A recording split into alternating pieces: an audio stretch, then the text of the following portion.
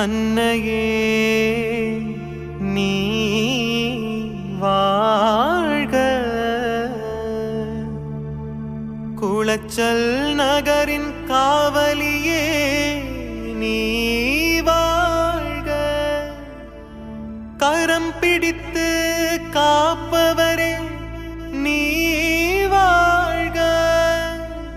கரம் பிடித்து